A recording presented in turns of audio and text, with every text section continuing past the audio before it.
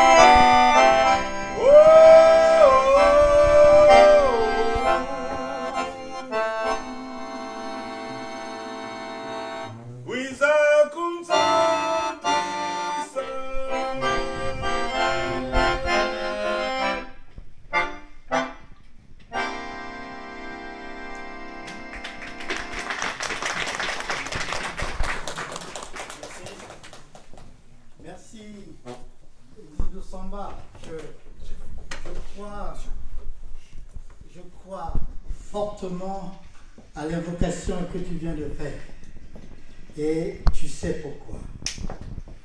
Mais cette invocation nous donne aussi de démarrer de ce moment en essayant simplement de vous présenter un tout petit peu ce que c'est que le CRC. Je le décline, Congrès pour la Renaissance du Congo. La Renaissance du Congo est notre projet. Le projet partagé par des milliers, de centaines de milliers de résistants dans notre pays.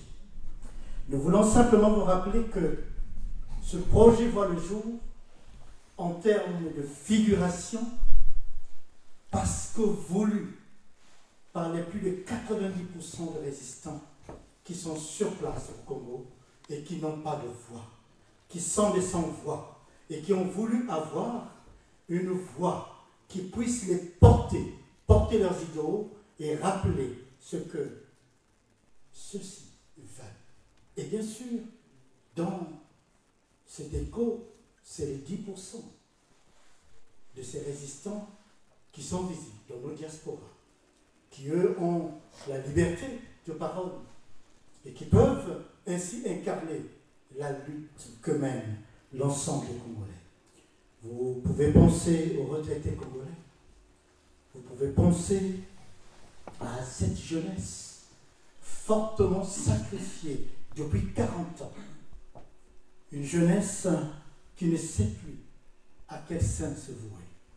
Alors, nous parlons aussi de toutes ces femmes, tous ces paysans qui attendent cette renaissance du Congo pour qu'ils repartent, qu'ils retrouvent ce rapport qu'ils ont avec la terre et qu'ils n'ont plus aujourd'hui parce que même cette terre semble être maudite par ce système et ce régime qui l'empêche d'avoir toute sa croissance.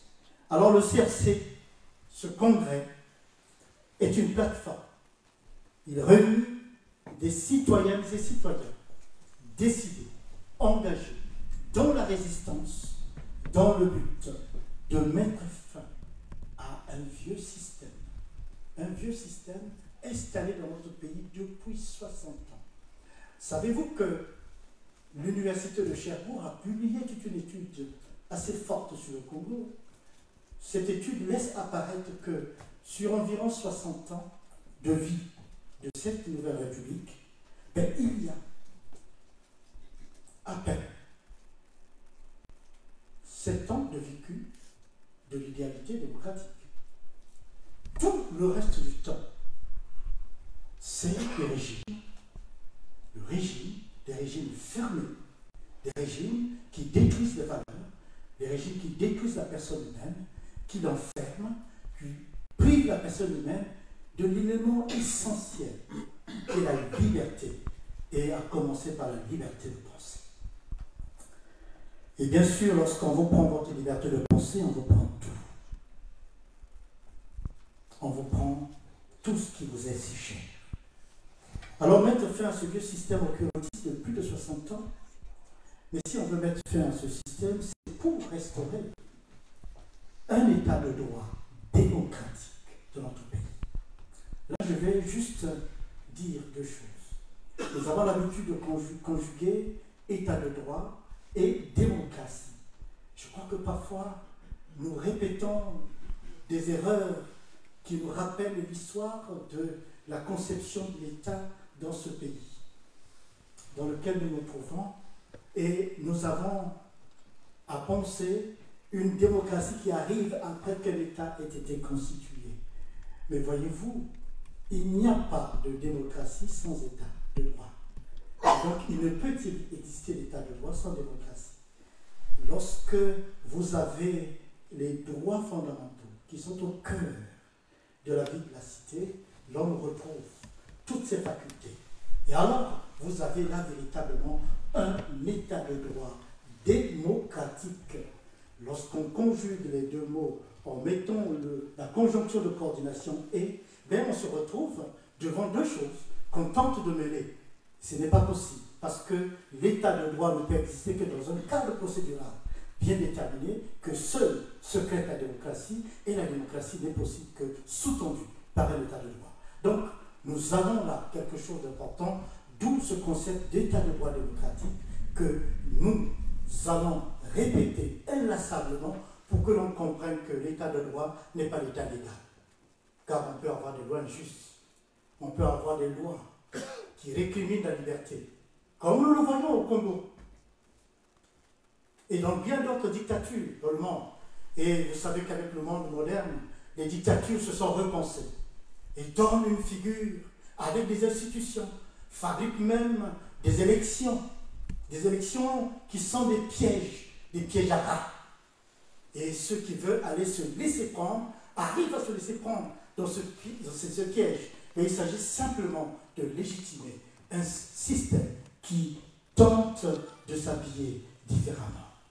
Alors, nous nous disons que nous sommes là pour mettre fin à cet état. D'où l'idée de restaurer l'état de droit démocratique. Nous parlons de restauration, réhabilitation, reconstruction.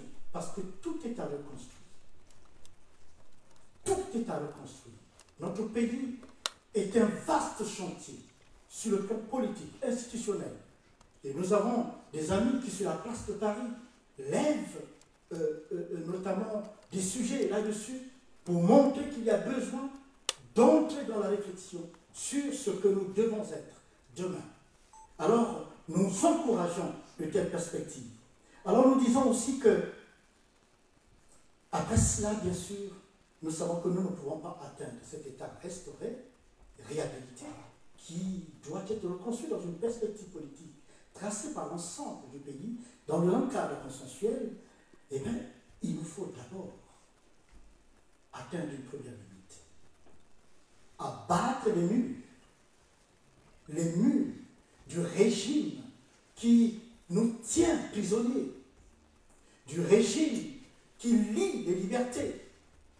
Ce régime doit être fondamentalement détruit jusque dans ses bases idéologiques, et libérer les 12 régions du pays, et faire en sorte que ce pays reparte avec l'ensemble de ses citoyens réconciliés, c'est-à-dire totalement remembrés.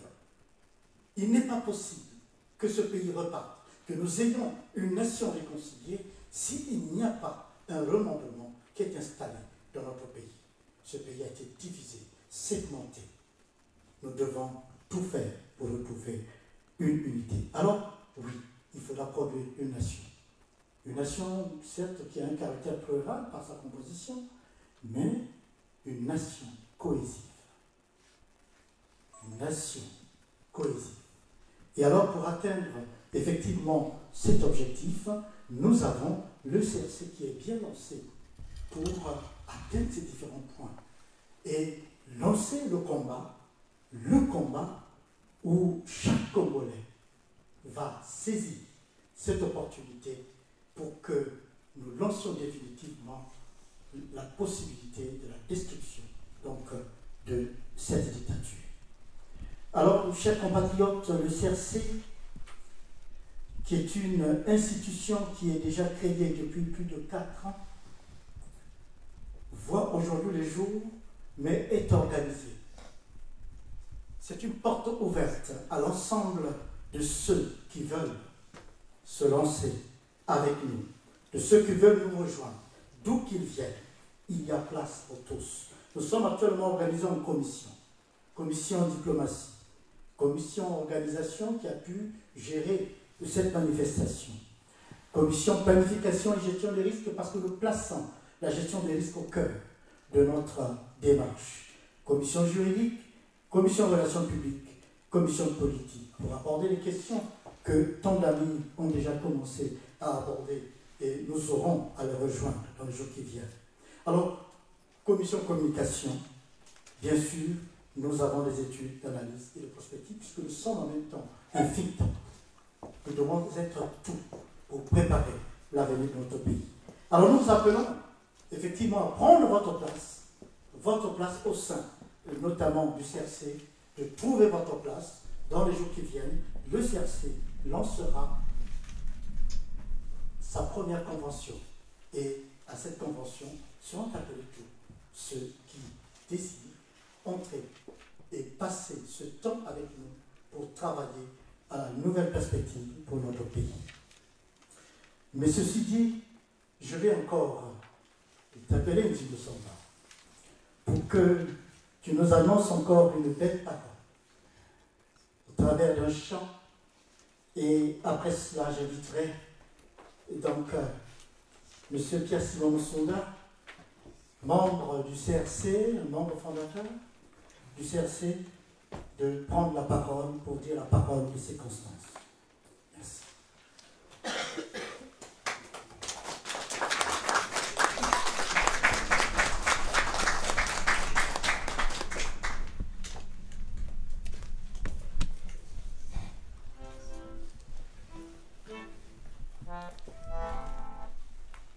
Ce chant, je ne vais pas le traduire parce qu'il est en français.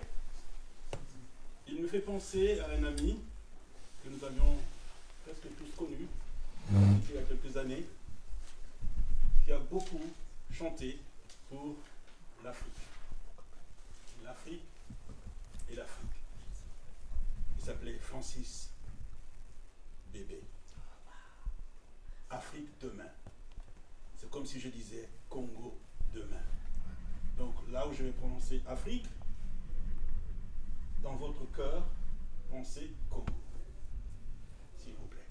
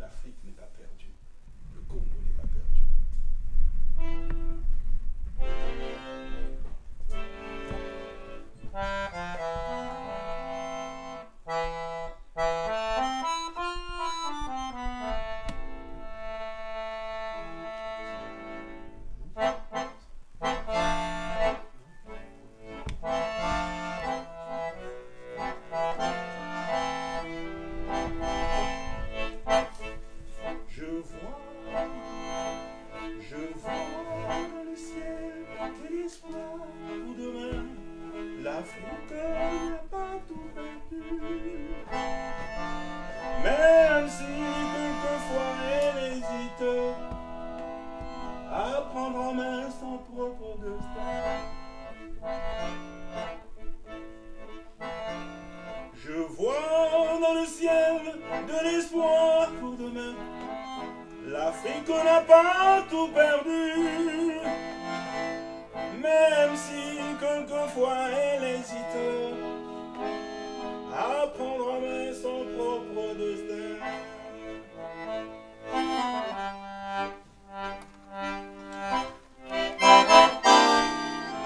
L'Afrique sera bien plus belle. Il y aura des fleurs nouvelles dans son jardin d'espérance. Voilà qu'on le dise demain.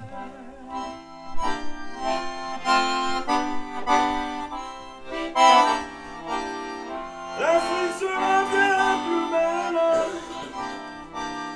Il y aura des fleurs nouvelles dans son jardin d'espérance. Quoi qu'on le dise demain.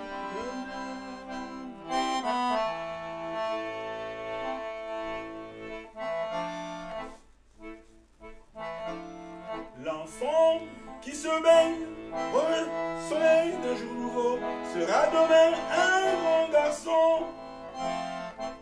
C'est lui qui donnera au monde le rythme d'une vie nouvelle. L'enfant qui se baigne au soleil d'un jour nouveau sera demain un grand garçon. C'est lui qui donnera au monde le rythme d'une vie nouvelle.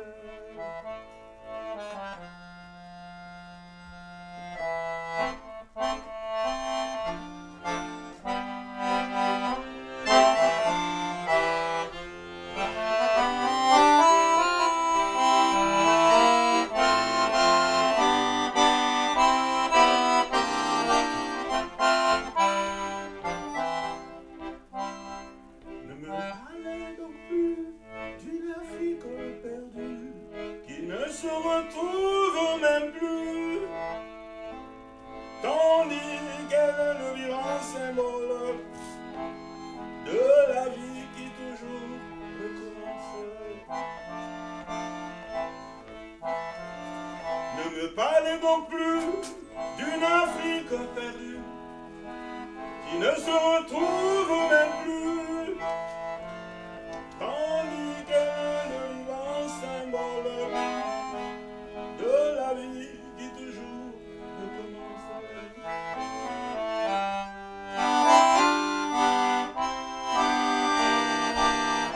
L'Afrique sera bien plus belle.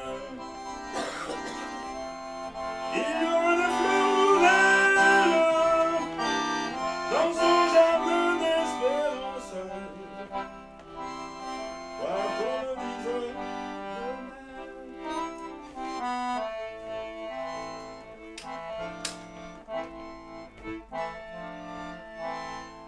alors, au travail, afin que l'avenir nous ouvre nos cœurs à la joie. Par nos efforts, notre endurance, nous ferons la fuite de demain. Ne me parlez donc plus d'une Afrique perdue, qui ne se retrouve même plus, tandis qu'elle est le vivant symbole de la vie qui toujours recommence. Alors, au travail, afin que l'avenir nous ouvre nos cœurs à la joie. Par nos efforts, notre endurance, nous ferons l'Afrique de demain.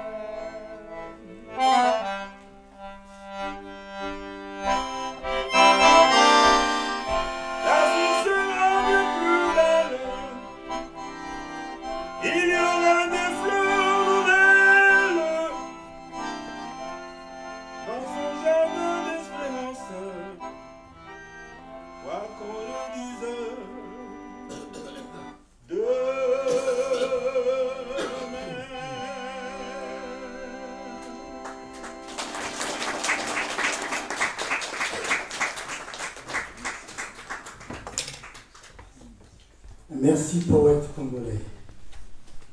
Reprenons Francis Bébé, tu éveilles notre conscience. Je vais appeler M. Pierre Simon Songa à prendre la parole.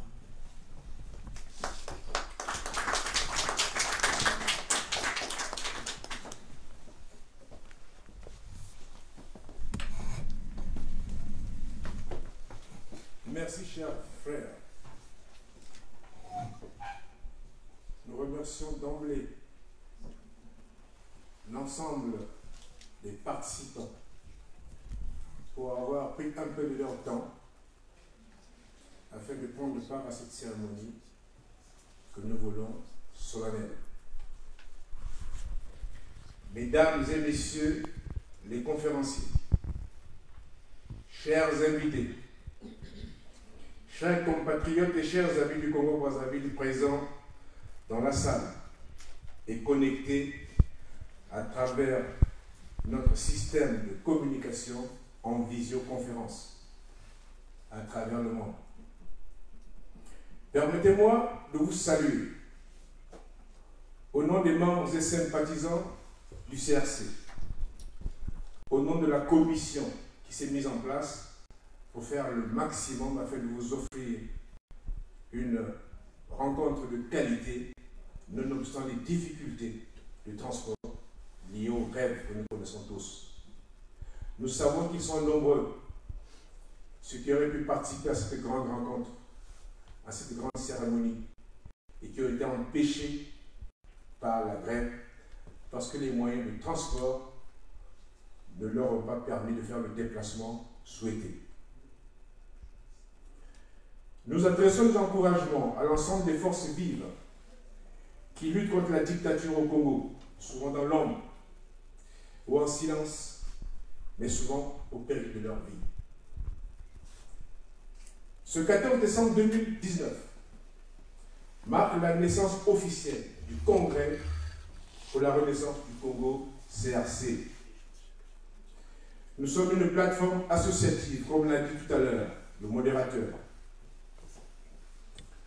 Des résistants et démocrates congolais qui se battent, résolument, contre l'ordre politique et social qui a complètement détruit ce pays, qu'est le Congo-Brazzaville. Le CRC aurait dû voir le jour sur le territoire congolais. Malheureusement, pour des raisons évidentes de sécurité, cette naissance a lieu ici en France. Cela ne nous empêche pas de garder notre âme et notre chair fortement plantées sur le territoire national. D'ailleurs, en d'autres temps, souvenons-nous, c'est à Brazzaville que s'exprimait la France libre. Le Congrès pour la Renaissance du Congo n'est pas un caprice citoyen, une organisation congolaise de plus. Il est une réponse au drame que vivent nos compatriotes au Congo-Brazzaville.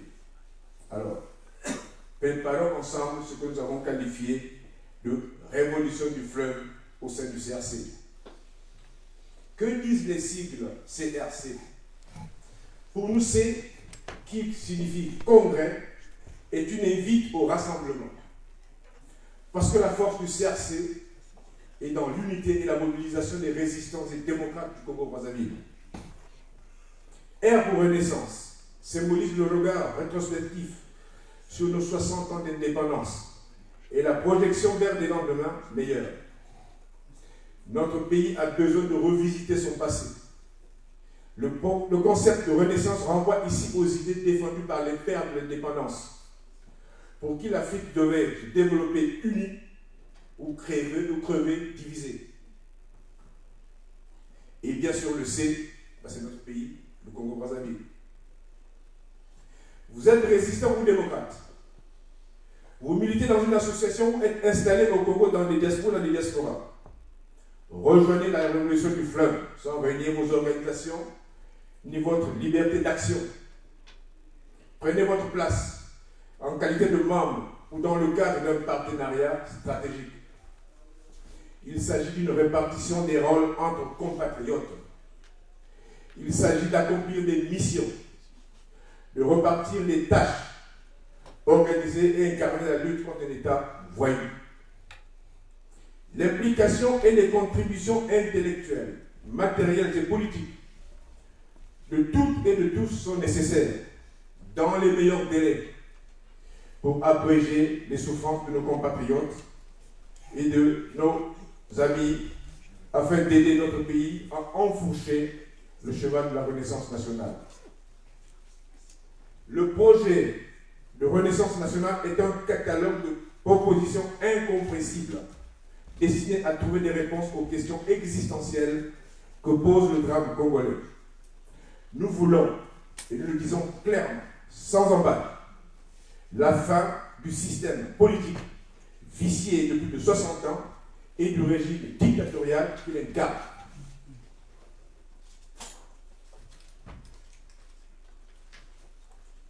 Nous voulons la restauration de l'état de droit, de la démocratie véritable et des libertés fondamentales dans le cadre d'une transition politique consensuelle et apaisée sur les cendres de la dictature.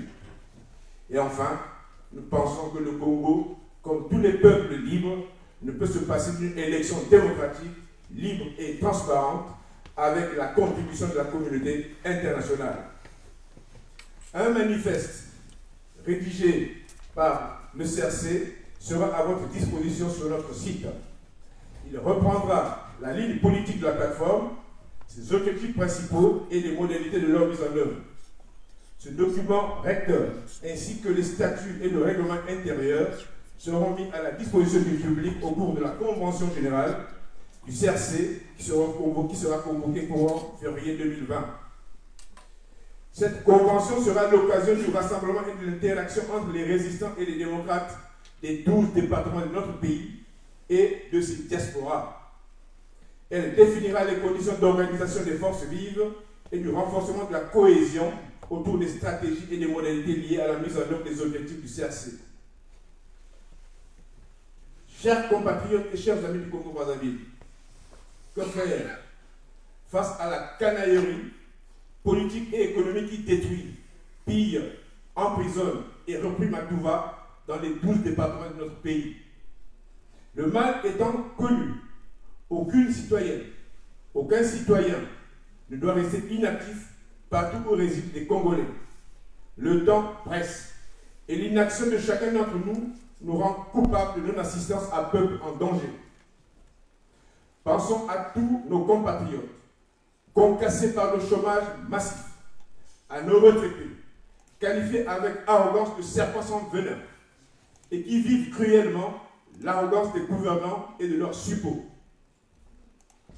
Pensons à toutes celles et ceux qui, blessés dans leur âme et leur chair, errent sans espoir dans les profondeurs du Congo, particulièrement dans le département du Poul, à Kélé, dans la Nicolas et la Cuvette, aujourd'hui noyés sous les eaux.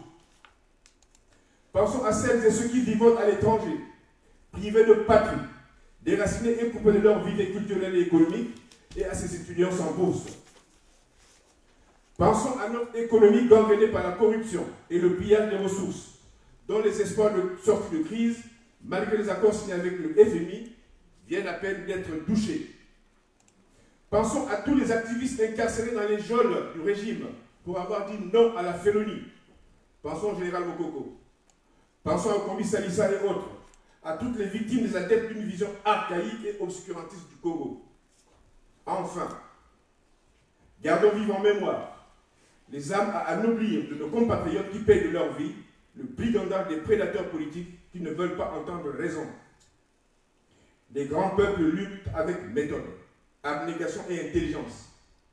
Ils savent définir les priorités, dépasser les querelles et les égos, mesurer les conséquences des paroles et des actes publics sur l'action collective, s'effacer avec générosité lorsque l'intérêt collectif l'exige, tirer les leçons des échecs, tituber, poser les genoux à terre, recevoir des coups et se relever pour arracher la liberté et la dignité.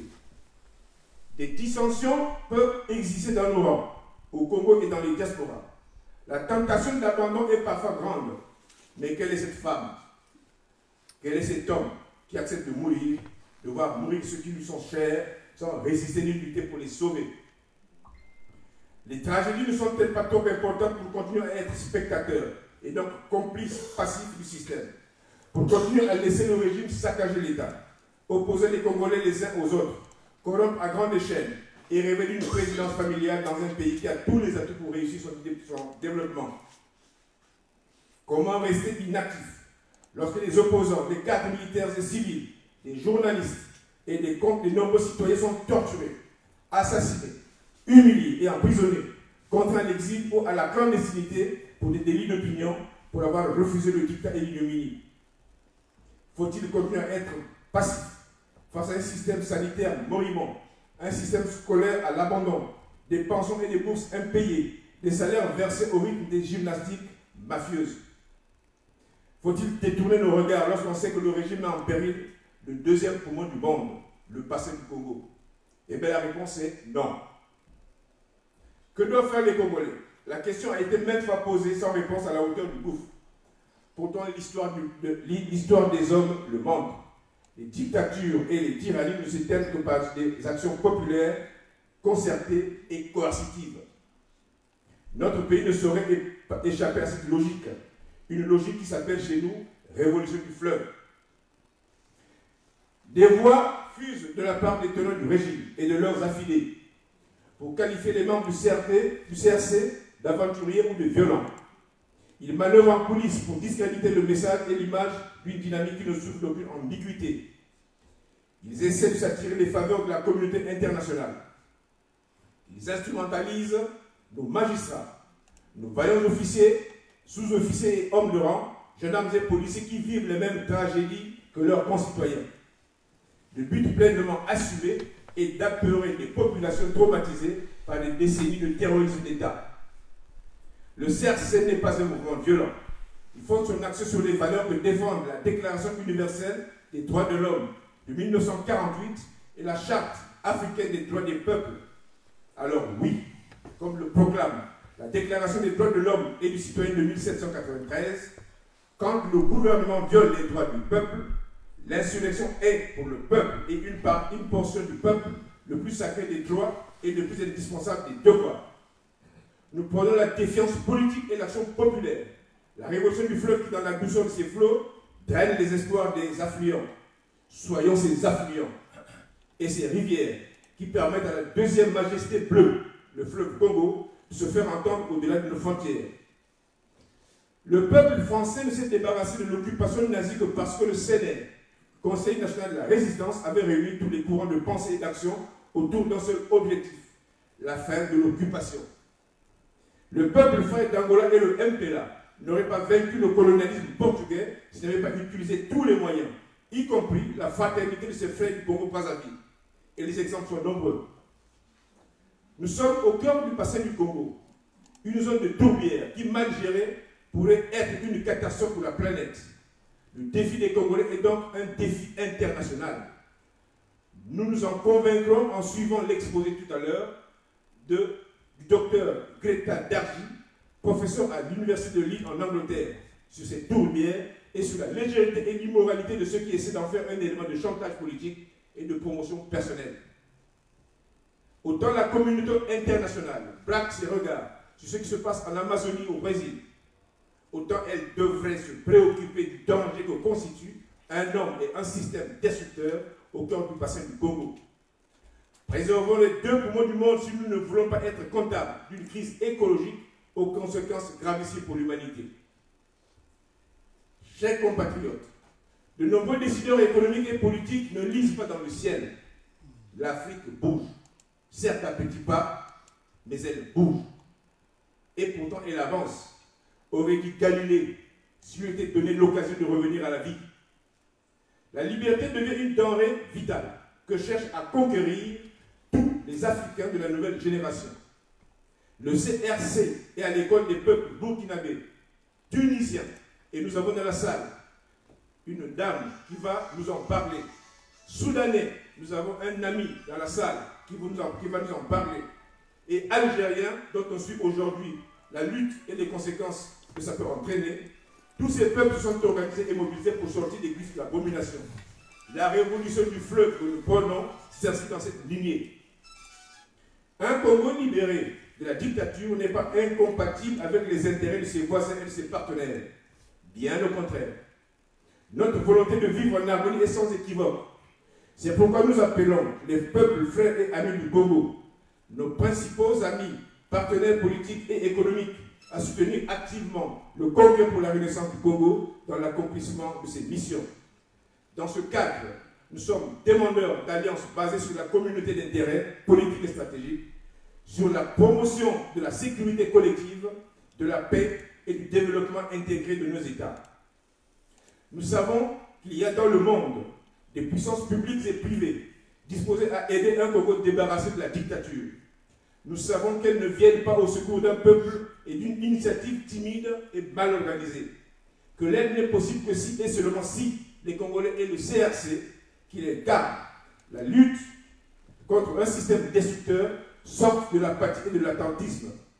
Si et seulement si, de l'intérieur de notre pays, se lève un puissant mouvement de masse, organisé, déterminé et lucide. C'est un défi majeur que le CRC entend relever à travers la mise en œuvre de sa vision et son programme d'action, de ces commissions qui ont fait l'objet de la communication de notre modérateur, ainsi que de la dynamique de rassemblement et de mobilisation qu'il met en marche.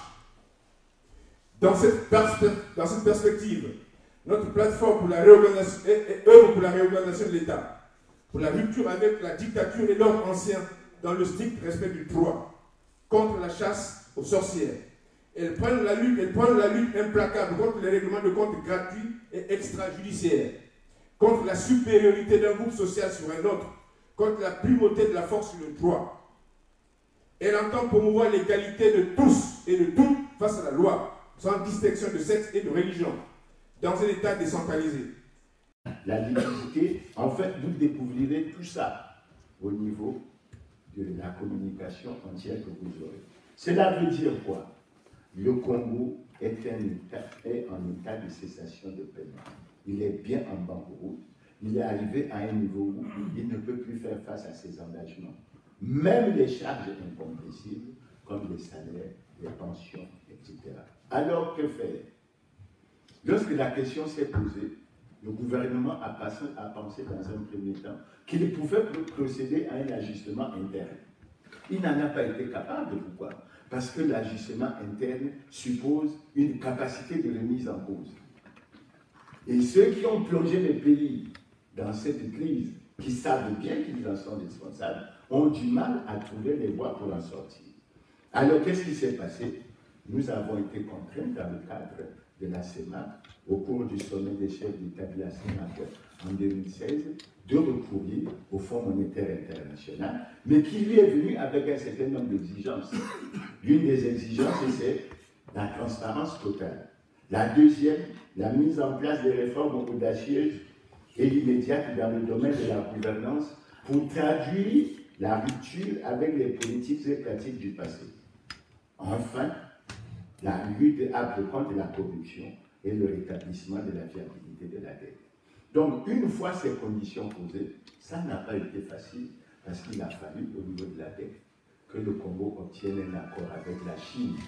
Et c'est cet accord qui a été obtenu en avril 2019 qui a fini par ouvrir la porte à la signature de cet accord du 11 juillet 2019 avec le Fonds monétaire, un accord de facilité élargie de crédit sur 3 ans qui a permis qu'on prévoit le déblocage pratiquement de 450 millions de dollars avec une première tranche de 45 millions de dollars, à peu près l'équivalent de 26-27 milliards de francs CFA. La première tranche a déjà été débloquée.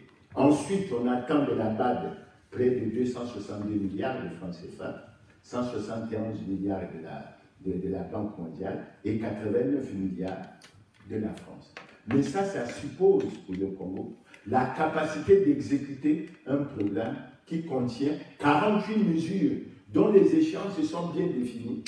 Et la dernière échéance pour les 47 mesures devrait arriver au 31 décembre de cette année. Malheureusement pour le Congo, début novembre, le Fonds monétaire a effectué une mission à Brazza. Le bilan de façon diplomatique, selon le Fonds monétaire, le bilan est mitigé, mais en termes clairs, le Congo n'a pas respecté ses engagements. Et vous avez suivi ces jours-ci que le conseil d'administration qui était prévu la semaine prochaine pour statuer sur le deuxième déblocage n'aura pas lieu et ce conseil est repoussé à la fin du premier trimestre. Cela veut dire quoi? Davantage de souffrance pour les Congolais. Et ça émet un certain nombre de doutes sur la capacité réelle du gouvernement à respecter ses engagements et à exécuter le plan des 48 mesures qui ont été retenues. Maintenant, il y a eu un sommet extraordinaire des chefs d'État de la CEMAC. Nous avons essayé de faire apparaître des chiffres pour vous montrer que lorsqu'on prend la situation au plan mondial, il apparaît très nettement que l'Afrique centrale, où il y a la CEMAC, où les présidents sont ceux qui ont la plus longue durée de vie au pouvoir, est au plan du développement pratiquement en dernière place. Donc il y a véritablement un lien entre la démocratie et le développement. Et comme le Congo n'est pas un pays démocratique, nous avons beaucoup de préoccupations là-dessus. Alors la première évaluation, c'est un semblant ouvert. Vous avez vu, à travers la déclaration du RFI, vous avez suivi la déclaration du Fonds monétaire international, il a été retenu qu'il n'y ait pas de conseil d'administration. C'était ce qui est un véritable coup de règle, mais également un avertissement au niveau du Congo. Alors pour terminer, j'ai choisi délibérément de mettre un accent sur l'aspect économique, tout en ça, parce que l'aspect économique a un impact social extrêmement important. C'est pour ça que dans la conclusion, j'ai dit ceci: le Congo va mal, très mal. Le Fonds monétaire international apparaissait comme le salut. Aujourd'hui, le constat est clairement fait. Il faut que l'on dise la vérité. Rien que la vérité aux Congolais. Le gouvernement a brillamment échoué. Il n'est pas en mesure d'appliquer les 48 mesures qu'il a choisi d'appliquer dans le cadre du programme avec le Fonds monétaire. Mais le gouvernement doit prendre conscience de ce que les Congolais souffrent à cause de sa mauvaise gouvernance. Les Congolais ont consenti et consentent d'énormes sacrifices pour que cette souffrance s'arrête et que l'on mette le Congo sur la table. Qui ignore aujourd'hui que les retraités cumulent plus de 20 mois d'arriérés de pension? Que les étudiants n'ont pas perçu plus de 30 mois de leur bourse? Que les travailleurs de l'université Marien Ngouabi, ainsi que ceux du centre hospitalier universitaire de Brazzaville et de plusieurs autres structures, comptent plusieurs mois d'arriérés de salaire. Plusieurs services sociaux, surtout de santé, ne possèdent pas de minimum de fonctionnement. C'est dans ce contexte que les Congolais constatent une nouvelle fois que ce gouvernement, n'a pas pu procéder à un ajustement interne et réduire de façon sérieuse le train de vie de l'État. 2. A donné la preuve de ce qu'il n'est pas capable de remise en cause et de rupture avec les politiques et les pratiques du passé. 3. N'a pas la volonté politique de lutter contre la corruption, la concussion, la fraude, les détournements des deniers publics et autres. Il a en fait choisi de protéger les criminels économiques et financiers. D'autant que le Congo est un des pays les plus corrompus du monde et que la corruption est le cancer de l'économie et un véritable obstacle au développement. 4. Ne respecte pas ses engagements en expliquant de façon transparente aux Congolais l'argent des générations futures qui était censé être logé à la Banque des États de l'Afrique centrale. Ce qui amène les Congolais à se poser la question depuis plusieurs années de savoir où sont passés les 14 000 milliards d'excédents budgétaires. 5. A choisi, et c'est exprès que j'ai fait mentionner ça pour montrer un peu la difficulté qui semble être celle du gouvernement, a choisi de ne pas signer depuis septembre les décrets pourtant adoptés en Conseil des ministres relatifs à la mise en place de la haute autorité de la lutte contre la corruption et à la déclaration de patrimoine. Visiblement, on ne peut que constater qu'un choix a été fait, celui de protéger le système et de faire souffrir la population. Devant la réalité des faits, le gouvernement, de mon point de vue, doit tirer les conséquences de cette situation extrêmement grave. En ce qui me concerne, pour sortir de façon pacifique de cette situation hautement préoccupante, je termine mon propos en réitérant les propositions suivantes. Premièrement, la décrispation de la situation politique par la libération de tous les prisonniers politiques.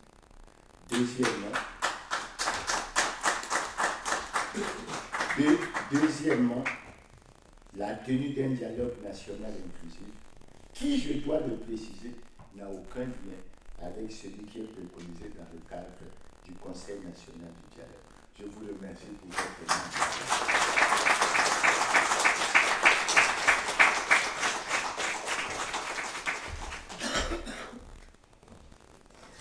Merci beaucoup, M. Dirassa. Nous prendrons votre document pour le mettre en ligne et le mettre à la disposition de l'ensemble des résistants, parce que c'est un bon socle d'information. Alors, vous l'avez compris, la situation congolaise est dramatique. C'est l'enjeu même du CNC. Et des propositions ont été faites qui doivent, bien sûr, nous interpeller. Et c'est pour cela que, poursuivant dans l'axe critique de la situation que nous vivons, je vais appeler une liste de personnes qu'il ne sied plus dans le milieu congolais de le présenter. J'ai cité Maître Boukuta Diallo, que je vais inviter à se lever et à venir nous donner sa part de communication.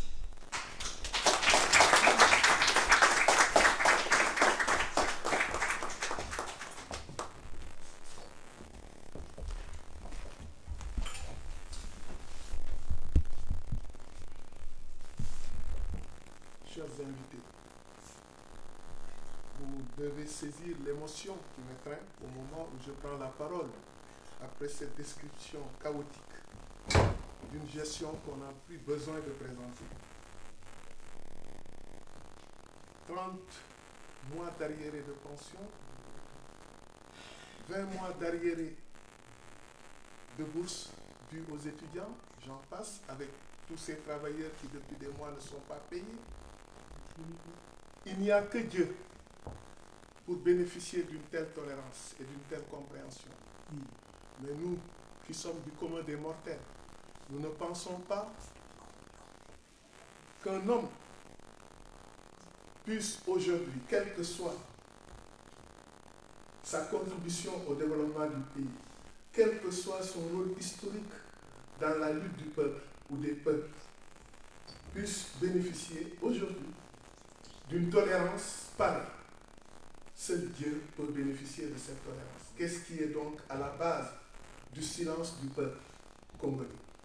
C'est une question qu'il faut se poser. Si le peuple est silencieux, c'est que la puissance de feu, la puissance tout court d'un régime ne permet pas aujourd'hui certainement à ce peuple de pouvoir s'épanouir, s'exprimer librement, librement je dis bien. Et si on s'exprime librement, évidemment, on ne peut pas ne pas réagir face à ce chaos. Et quel est le mécanisme mis en place pour empêcher tout un peuple de jouir de ses droits fondamentaux? Parce que c'est de ça qu'il s'agit finalement. Si un peuple jouit de tous ses droits fondamentaux, face à la description que nous venons en tout cas d'entendre, évidemment, beaucoup de voix allaient s'élever et à la limite de contestation dans les rues. Mais le calme n'est pas une sorte de cutus de gestion délivré à un régime en place. C'est parce que quelque part, nous assistons aujourd'hui à une violation grave des libertés publiques, des libertés individuelles, et à un système de répression qui a déjà fait ses preuves avec l'empathiement, j'allais dire, de certains personnages de la classe politique congolaise, d'étudiants, de journalistes, d'avocats, puisqu'il s'est agi, pour ce qui me concerne, j'ai vécu cette expérience, puisque j'étais, durant ces 2 dernières années, le premier avocat à être arrêté. Par la suite, un autre l'a été, moi, parce que je défendais un opposant et que j'ai eu simplement à faire constater au procureur qui, devant la presse, exposait sans gêne ce qui était un secret de l'instruction, concluait sans gêne à une condamnation avant l'heure contre des personnes qu'on n'a fait que présenter au tribunal. Mais enfin, je n'ai eu comme réaction que de lui dire: que faites-vous de la présomption d'innocence? Que faites-vous de la violation du droit à l'image de cet homme? Que faites-vous du secret de l'instruction de tout cela? Je connaissais, moi, le déferment devant la justice. Mais cette fois-ci, j'assistais à un déferment devant la presse. Alors que j'étais venu assister quelqu'un. Mais alors, la réaction, vous l'avez suivie en direct. En direct, on ne pouvait pas cacher cela. Un procureur qui demande mon arrestation, subitement. Je dis: si c'est cela, arrêtez-moi. Et j'ai été arrêté pour éviter d'être agressé. J'ai préféré moi-même donc aller vers ceux qui étaient chargés de m'arrêter. Voilà, c'était la meilleure manière de se livrer. Mais j'ai vu aussi, quelques semaines plus tard, un autre avocat qui a été arrêté, tout juste parce qu'il aurait participé il y a quelques jours à une manifestation de l'opposition. On est venu l'arrêter dans son cabinet, en violation, effectivement, de toutes les règles qui régissent le fonctionnement du cabinet et la liberté de l'avocat. Mais on ne s'est pas arrêté là aussi. Quelques semaines encore après, un autre avocat a été arrêté, sous prétexte que son client, qui est mort en détention, que cet avocat a été le dernier à le voir. Alors, si l'avocat, parce qu'il a été le dernier à voir son client qui devait mourir, et pour cela, il devait être le premier suspect à être arrêté, alors que faisons-nous de ceux qui se chargeaient de sa détention, de toutes ces chaînes de responsabilité à l'intérieur de la prison et de l'administration judiciaire et de la police? Voilà, c'est l'avocat qui est choisi. Donc, pour vous dire, même les défenseurs des libertés sont les premiers ciblés aujourd'hui dans cette pratique. Pourtant, nous savons que la Constitution congolaise, aujourd'hui, fait allusion, référence à beaucoup de conventions internationales régulièrement ratifiées par le Congo.